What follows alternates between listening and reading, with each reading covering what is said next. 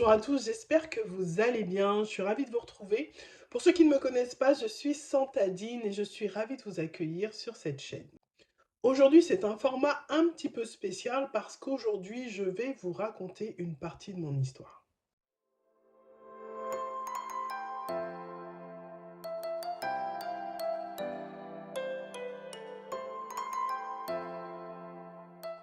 Aujourd'hui, je vais vous partager une partie de mon histoire. Et pourquoi je vais vous raconter cette partie de mon histoire? Parce que cette partie de mon histoire, eh bien, elle est à l'origine de cette chaîne Plus Jamais Solo. Pourquoi la chaîne a été créée? Ben, tout simplement parce que je suis mère célibataire. Et je suis mère célibataire non pas par choix, mais je suis mère célibataire parce que c'est une situation dans laquelle je me suis retrouvée à cause de mes mauvais choix. J'ai rencontré une personne qui a bouleversé ma vie, mais malheureusement pas dans le bon sens. Cette personne, en fait, il s'agit tout simplement du père de ma fille. Mais avant d'être le père de ma fille, eh bien, il a été mon compagnon. Ça a été un compagnon qui a été violent. J'ai subi la violence conjugale pendant 2 ans et demi. J'ai subi des violences physiques, des violences verbales, des violences sexuelles. Quand je vous parlais des mauvais choix au début, c'est tout simplement parce que lorsque j'ai rencontré ce monsieur, il y avait des signes avant-coureurs, mais des signes que j'ai choisi délibérément d'ignorer parce que j'étais dans une situation où je voulais absolument combler ce manque affectif que j'avais. Et pour moi, cette personne-là était à ce moment-là la seule personne qui pouvait combler mes manques affectifs, alors que c'était pas vrai du tout. Mais j'avais quand même déjà quelques problèmes d'identité, de confiance en soi, etc., etc. Et lorsqu'on rencontre certaines personnes, eh bien certaines personnes vont avoir le don de vous faire vous sentir minable. Et moi, c'était mon cas. Lorsque j'ai rencontré cette personne, elle m'a tellement fait me sentir minable que j'ai eu l'impression en fait que la seule personne qui aurait été prête à m'accepter, c'était lui. Puisque cette personne me disait même qu'elle m'acceptait dans sa vie par pure charité et non pas par amour en fait. Donc la relation a duré 2 ans et demi et ça a été 2 ans d'enfer, 2 ans où j'ai failli mourir poignardé par mon agresseur, par mon ex-conjoint. Cet homme qui choisissait de régler les différends par la violence par des actes de méchanceté gratuite. Et c'est ce que j'ai subi pendant 2 ans et demi. Et lorsque je suis tombée enceinte de ma fille, j'ai pris une correction à coups de pied et j'ai failli tout simplement perdre mon enfant, l'enfant que je portais, donc ma fille. Et lorsque je suis allée à l'hôpital, les médecins étaient inquiets et par la grâce de Dieu, cet enfant finalement était en vie. Et ça a été l'élément déclencheur qui m'a fait prendre conscience que je ne devais pas rester dans cet environnement violent, que j'allais y laisser ma vie, voire la vie de mon enfant.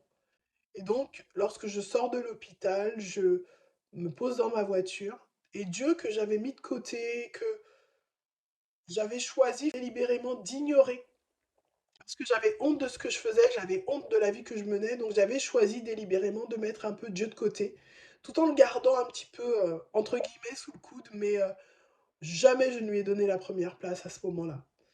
Lorsque j'ai été dans cette voiture et que j'ai vraiment pris conscience que ma vie ne devait pas être comme ça, j'ai à ce moment-là fait un pacte avec Dieu et j'ai dit à Dieu, ok, maintenant tu vas prendre toute la place, maintenant tu vas prendre le contrôle de ma vie, maintenant c'est toi, mon essentiel. Et lorsque j'ai fait ce pacte avec Dieu, j'ai choisi de partir et de ne plus jamais me retourner. Lorsque je suis partie, je n'avais aucune idée de ce qui allait m'arriver, mais je savais que ce qui allait arriver ne pouvait pas être pire que ce que je vivais au quotidien. J'ai eu la grâce d'être hébergée par ma grande sœur qui m'a hébergée pendant quelques mois chez elle, jusqu'à ce que je trouve un logement. Et lorsque j'ai trouvé un logement, eh bien, j'ai commencé dans un appartement avec un matelas gonflable pour mon fils, un matelas pour moi, alors que j'étais enceinte de ma fille. Et en fait, j'ai recommencé toute ma vie à zéro. Je vous passe un petit peu les détails parce que je veux vraiment aller à l'essentiel. Simplement pour vous dire que Dieu a été fidèle à partir du moment où je l'ai choisi lui, où j'ai choisi de le mettre à la première place dans ma vie. Eh bien, il a été fidèle. Il a été fidèle comme jamais quelqu'un ne m'avait été fidèle. Et j'ai pu avancer et amorcer une vraie relation avec Dieu. Je connaissais Dieu, j'allais à l'église, j'ai grandi à l'église, je faisais les choses par religiosité, je faisais les choses par bonne conscience. Je n'avais aucune relation avec Dieu.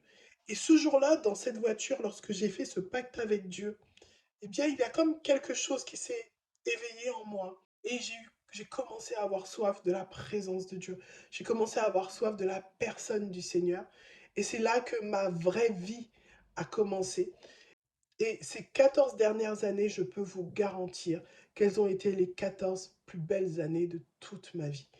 J'ai vécu des choses extraordinaires par le passé, hein. J'ai eu une enfance correcte, une adolescence correcte, j'ai vécu des choses vraiment très agréables, mais il n'y avait rien de comparable à ce que je vis depuis maintenant 14 ans, parce que j'ai choisi de mettre Dieu à la première place dans ma vie. On peut se prétendre être chrétien, aller à l'église, servir à l'église, prier en langue, faire plein de choses, mais ce qui détermine le fait qu'on soit chrétien, enfant de Dieu, c'est pas tout ça. Parce qu'on peut très bien faire ça dans un esprit religieux, ce que moi j'ai fait pendant des années.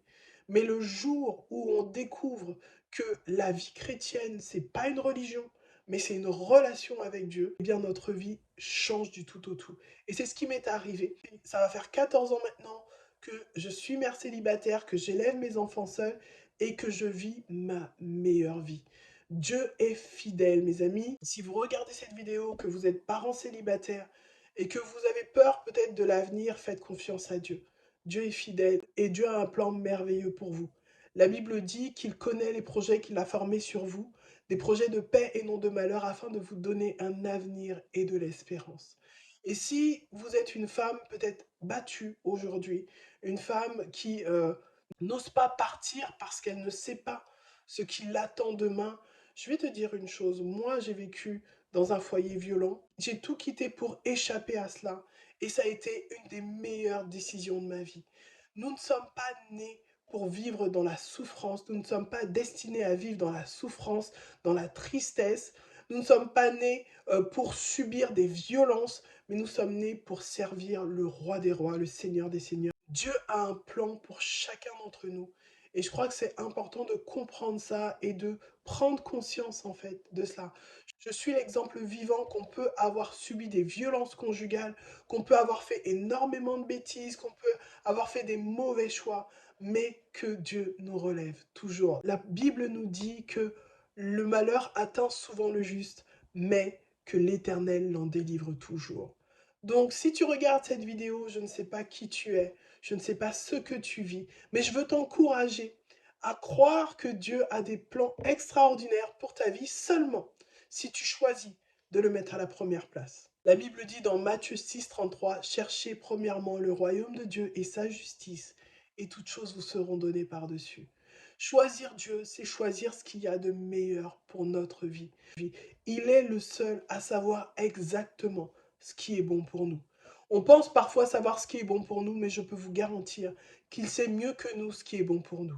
Donc voilà un petit peu la vidéo d'aujourd'hui qui est un peu différente, c'est un format différent. En plus, vous l'aurez entendu, je parle du nez, donc je suis malade. Mais pour autant, pour moi, c'était important que vous puissiez un petit peu savoir qui est Santadine, qui est Sandrine, qui est cette personne qui vous partage les vidéos. Et je vous remercie encore de vous être abonné, merci encore de regarder mes vidéos.